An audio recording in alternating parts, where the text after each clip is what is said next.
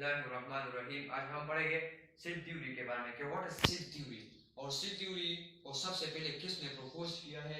इस वीडियो में हम इसके बारे में पढ़ेंगे और सेल थ्योरी में कितने पॉइंट मौजूद है, तो इस पॉइंट को हम डिटेल के साथ एक्सप्लेन करेंगे इस वीडियो में हम। और ये जो सेल थ्योरी है ये टू वर्ड से बना है, एक वर्ड है सेल और दूसरा है थ्योरी। तो इस टू वर्ड को डिटेल के साथ एक्सप्लेन करेंगे। तो सबसे पहले सेल को एक्सप्लेन करेंगे और फिर इसके बाद थ्योरी को एक्सप्लेन करेंगे और फिर इसके बाद सेल को किसने ये जो सेल थ्योरी है इसको किसने प्रपोज किया, तो इसके बारे में डिटेल के साथ बात करेंगे। और मेन इस सेल थ्योरी में जो मेन पॉइंट है तो उस मेन पॉइंट को डिटेल के साथ एक्सप्लेन करेंगे। तो सबसे पहले सेल थ्योरी में सेल को एक्सप्लेन करता हूँ, ठीक है। ये जो सेल है ये लैटिन वर्ड से निकला है, सेलुला से। लैटिन वर्ड में सेलुला से निकला है और ये जो सेलुला है ये लैटिन वर्ड है और इस सेलुला के माना है स्मॉल रूम, ठीक है। सेलुला के माना है छोटा सा कमरा, स्मॉल रूम। तो सेल का माना क्या हुआ, स्मॉल रूम, छोटा सा कमरा। और ये जो अब सेल की डिस्कवरी के सेल को किसने डिस्कवर की है, तो सेल को सबसे पहले रॉबर्ट हुक ने 1665 में सेल को डिस्कवर की है। और कौन सी लिविंग ऑर्गेनिज्म में डिस्कवर की है, तो सबसे पहले सेल प्लांट की डिस्कवर हुई है, प्लांट की। ये इंस्टीट्यूट के लिए बहुत ज्यादा जरूरी है कि सबसे पहले प्लांट से डिस्कवर हुई है। हाँ, अब सेल की डिफिनीशन कि सेल हम किसे कहते हैं, सेल क्या चीज है, सेल हम हमारी बॉडी में फंक्शन किया है, तो इस एक्सप्लेन करें, ठीक है। तो सेल की definition, the basic structure, cell हमारी बॉडी की एक बेसिक स्ट्रक्चर है and functional unit of all living organism. Cell हमारी बॉडी की बेसिक स्ट्रक्चर भी है और फंक्शनल यूनिट भी है ऑल लिविंग ऑर्गेनिज्म की। तो बेसिक स्ट्रक्चर को एक्सप्लेन करते हैं कि सेल हमारी बॉडी की कैसे बेसिक स्ट्रक्चर है।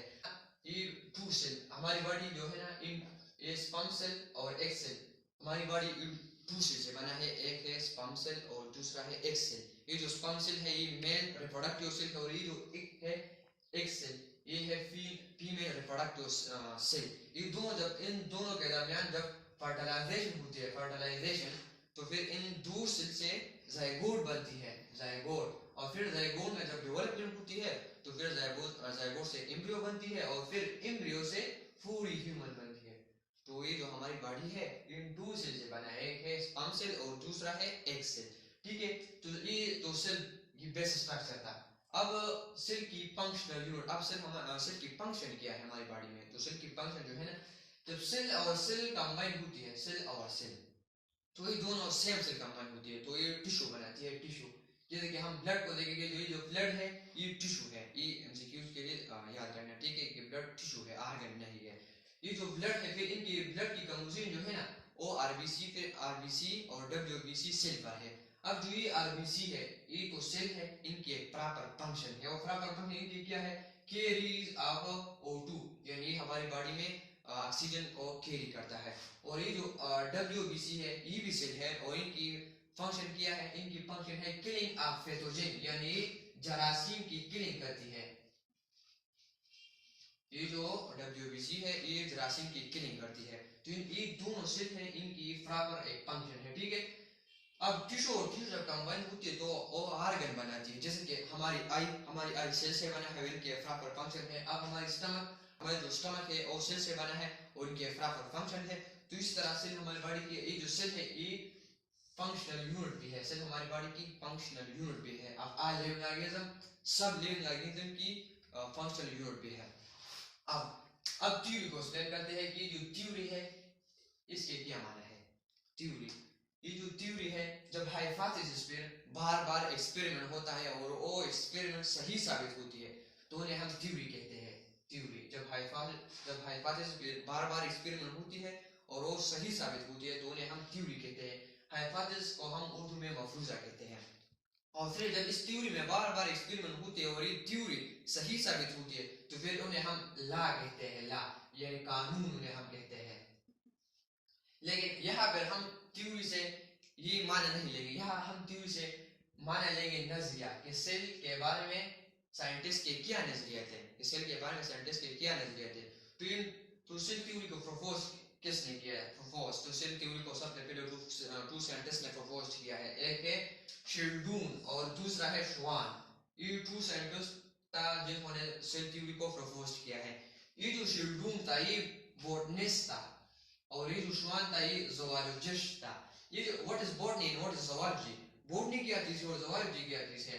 ये जो बॉटनी है और जो ज़वालजी है ये बायोलॉजी की एक बड़ी ब्रांच है।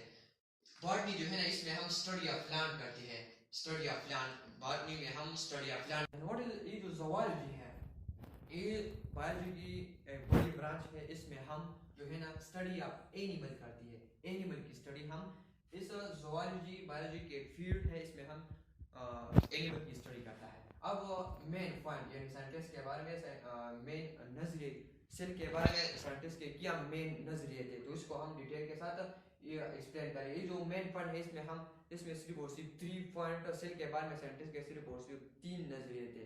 तो इस एक एक नजरिए को हम डिटेल के साथ एक्सप्लेन करेंगे। फर्स्ट नंबर पे जो है वो है all living organism made from one और मोर सेल। जो भी लिविंग ऑर्गेनिज्म है उनकी बॉडी एक सेल से बनी होगी या एक से ज्यादा सेल से बनी होगी। जैसा कि हम बैक्टीरिया को देखें, बैक्टीरिया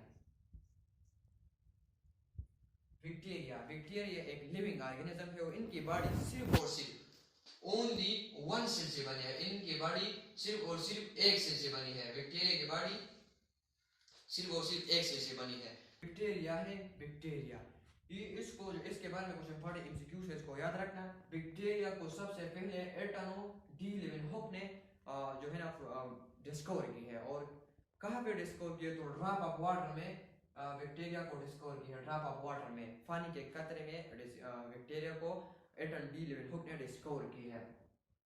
ये जो बैक्टीरिया है ये हमारी यूनिवर्स में सबसे लिविंग ऑर्गेनिज्म में बैक्टीरिया हमारे यूनिवर्स में बहुत ज्यादा मौजूद है। Most abundant in nature bacteria है। हमारे सेल थ्योरी के वो है cell is the basic structure. Cell हमारे साथ एक बेसिक यानी बुनियादी स्ट्रक्चर है लिविंग ऑर्गेनिज्म की, एंड फंक्शनल यूनिट है। अब ऑल लिविंग ऑर्गेनिज्म की एक फंक्शनल यूनिट है। तो यहाँ पे हमने सेल की ये जो पॉइंट है यहाँ पे हमने इसको एक्सप्लेन किया है। ये जो सेल है ये हमारी बॉडी की एक बेसिक स्ट्रक्चर है। यानी स्पर्म और एक सेल जब कंबाइन होती है तो ये जाइगोट बनाती है, फिर जाइगोट से एम्ब्रियो और फिर एम्ब्रियो से ह्यूमन बनती है। तो सेल हमारी बॉडी की बेसिक स्ट्रक्चर भी है एंड फंक्शनल यूनिट भी है। कैसे फंक्शनल यूनिट भी है, तो यहाँ पे हमने एक्सप्लेन की है कि सेल और सेल कंबाइन होती है तो टिश्यू बनाती है।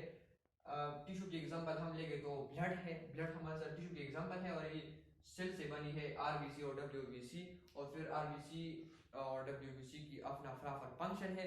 ये जो आरबीसी है ये ट्रांसपोर्ट ऑफ O2 यानी ऑक्सीजन करती है, और ये जो डब्ल्यूबीसी है ये किलिंग करती है, किलिंग ऑफ पैथोजन यानी जरासीम की किलिंग करती है। ये जो तीसरा नंबर पॉइंट है सेल थ्योरी की, new cell arise from old cell. New cell arise होगा ओल्ड सेल से। ये जो पॉइंट है सेल थ्योरी में, ये लुईस पास्चर एक साइंटिस्ट था, उन्होंने इस पॉइंट को सेल थ्योरी में शामिल किया है कि न्यू सेल जो है ना वो ओल्ड सेल से अराइज होगा। जब इंसान पैदा होता है तो इनकी बॉडी बहुत ज्यादा छोटी होती है, तो फिर इनमें माइटोसिस होती है, यानी इनकी ओल्ड सेल में माइटोसिस होती है और ओ सेल 2 को कन्वर्ट होती है, और फिर इसमें माइटोसिस होती है और 2 को कन्वर्ट। इस तरह हमारी बॉडी बढ़ती है, तो ओल्ड सेल में माइटोसिस होती है और न्यू सेल बनती है, तो हमारी बॉडी बढ़ती है। ठीक है, तो यहाँ इसी तरह ये जो पॉइंट था जो लुईस पास्चर ने शामिल की है कि हाँ न्यू सेल अराइज होगा ओल्ड सेल से। अब दूसरा, जब हमारी हाथ वगैरह में इंजरी वगैरह लगती है तो 2-3 हफ्ते बाद वो पूरी कंप्लीट खत्म होती है। तो फिर ये जो जहाँ भी इंजरी लगता है, इंजरी तो ये इंजरी जब लग गई तो फिर वही जगह माइटोसिस होती है ओल्ड सेल में, और न्यू सेल जो है ना न्यू सेल की फॉर्मेशन होती है, और न्यू सेल की फॉर्मेशन होती है और इस जगह को पूरी कंप्लीट खत्म करती है।